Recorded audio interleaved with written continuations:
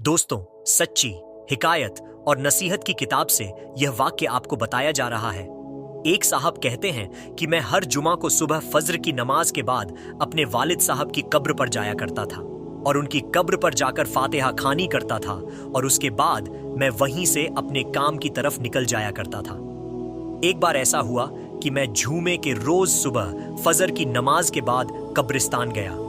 मैंने जैसे ही कब्रिस्तान में अपना पहला कदम रखा तो मैं बहुत हैरान और परेशान हो गया, क्योंकि उस दिन कब्रिस्तान में ऐसी खुशबू आ रही थी कि ऐसी खुशबू मैंने आज तक कभी नहीं सूंघा था और ना ही ऐसी महक मैंने उससे पहले महसूस किया था।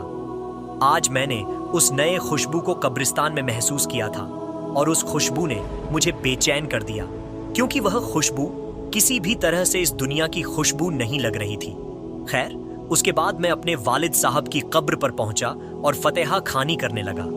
उसके बाद मैंने देखा कि मेरे वालिद साहब की कब्र के फासले पर एक नई कब्र बनी हुई है।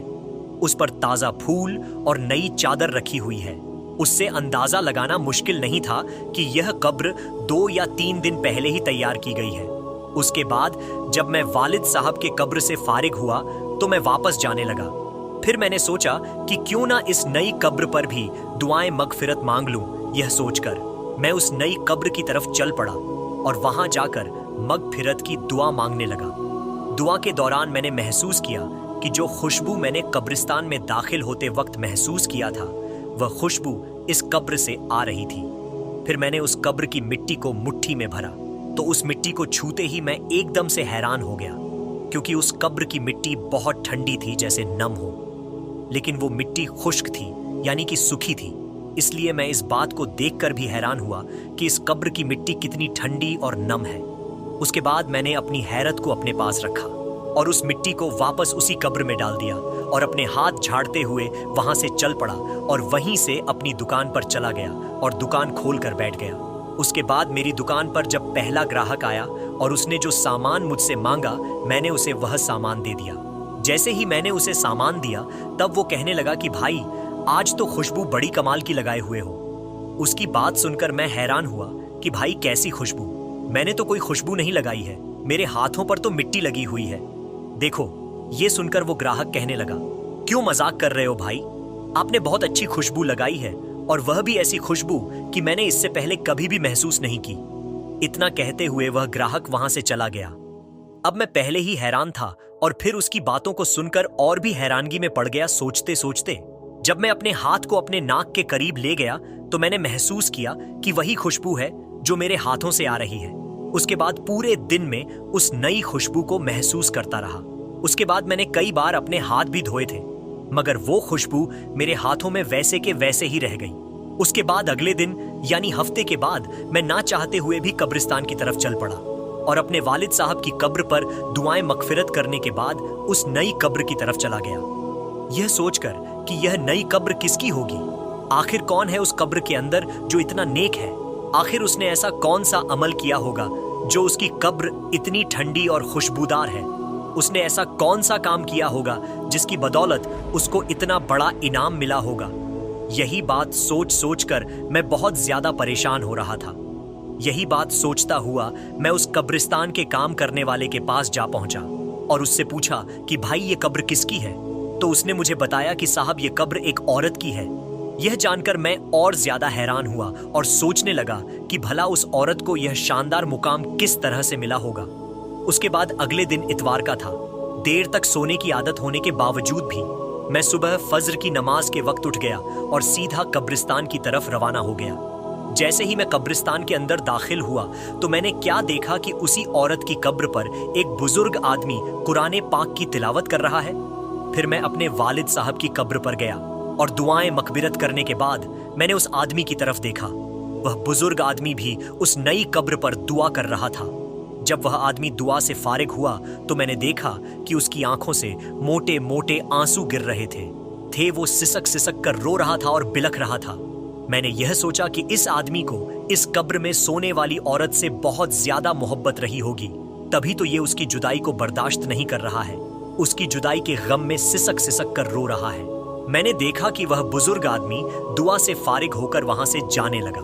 जैसे ही वो वहां से जाने लगा तो मैंने उसको आवाज लगाई कि जनाब, एक बात सुनिए, बस थोड़ी देर के लिए आप मेरी बात को सुन लीजिए। मैं माफी चाहता हूं, मैंने आपको तकलीफ दी, मगर मैं आपसे एक बात पूछना चाहता हूं। अगर आप बुरा ना माने तो मैं आपसे पूछ लूं। तो बुजुर्ग कहने लगे कि इसमें बुरा मानने वाली कौन सी बात है, पूछिए, आप क्या पूछना चाहते हैं। उन्होंने निहायती अदब और मोहब्बत के साथ जवाब दिया। मैंने कहा, जी शुक्रिया आपका।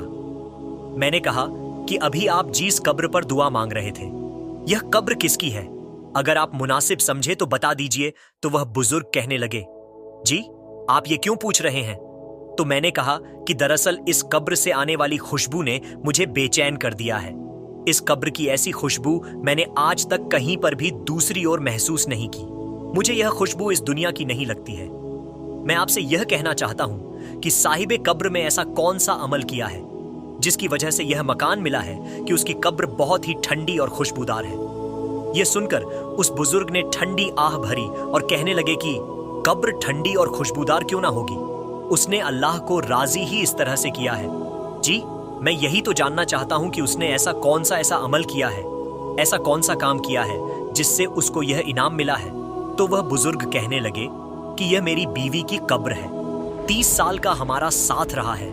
मैं 4 बहनों का इकलौता भाई हूं। मेरी बहनों को और मेरी मां को मेरा चेहरा देखने का बहुत शौक था। जैसे ही मैं किसी काम पर लगा तो उन्होंने चांद जैसी दुल्हन तलाश करनी शुरू कर दी। फिर कुछ ही दिनों में लड़की भी ढूंढ निकाली और उसके साथ मेरी शादी करवा दी। मेरी मां और मेरी बहन अपनी अरमान दिल खोलकर पूरे की। उसके बाद शादी की पहली राह थी। मैंने उसका घूंघट उठाने से पहले ही अपनी पग उसके कदमों में रख दी और साफ साफ अल्फाज में उसको बता दिया कि आप मुझे माफ कर दो, मैं आपका हक अदा नहीं कर सकता। मैं इस लायक नहीं हूं कि मैं आपकी ख्वाहिश को पूरी कर सकूं। यानी कि मैंने उसको साफ साफ बता दिया कि मैं एक नामर्द इंसान हूं, मैं शादी नहीं करना चाहता, मगर मैं अपनी मां और बहनों की खुशी के खातिर खुद कर्ज बन गया और सिर्फ उनके ख्वाहिश के लिए आपसे शादी की है। अब अगर आप चाहो तो मुझे छोड़कर जा सकती हो। यह सुनकर मेरी बीवी ने मेरी पग उठाई और वापस मेरे सर के ऊपर रख दी। फिर कहा कि आप जैसे भी हो, आप मेरे सुहाग हो, मेरा नसीब हो, मुझे अब आपके साथ ही रहना है। उस दिन के बाद अल्लाह की उस बंदी ने मेरे 730 साल का वक्त गुजार दिया। मेरे घर वालों की हर कड़वी बात को बर्दाश्त किया, बंज होने के ताने सुने, मगर मेरा पर्दा रखा। अल्लाह कैसे उसकी कब्र को ठंडा और खुशबू न करता जिसने इस दुनिया में पाक और साफ जिंदगी गुजारी हो। इतना कहते हुए वो बुजुर्ग जारो कतार रोने लगे और कहने लगे कि इस औरत ने 30 सालों तक सब्र किया है और सबसे बड़ी बात तो यह है कि उसने मेरा पर्दा रखा है और यही वजह है कि अल्लाह ताला ने जन्नत के बागों में से एक बाग उसको अता किया है। फिर वह बुजुर्ग कहने लगे, बस मैं आपसे यही बात कहना चाहता हूं कि अगर किसी औरत से आप वफा चाहते हो तो उसको वक्त दो, उसको मोहब्बत दो, उसको भरोसा दो और सबसे बड़ी बात उसे इज्जत दोगे तो वो आपके लिए जान दे देगी, मगर आपके साथ वो कभी भी बेवफाई नहीं करेगी। और ऐसी औरत जो सब्र करती है अपने शौहर की खामियों को और कमियों को छुपाती है, ऐसी औरत का बहुत बड़ा मकाम होता है। दोस्तों, अगर आपको यह वीडियो जरा भी पसंद आई हो तो इस वीडियो को एक लाइक करके चैनल को सब्सक्राइब जरूर कर लीजिए। आज की इस वीडियो में बस इतना ही। हम मिलेंगे आपको अगली वीडियो में, तब तक के लिए अल्लाह हाफिज।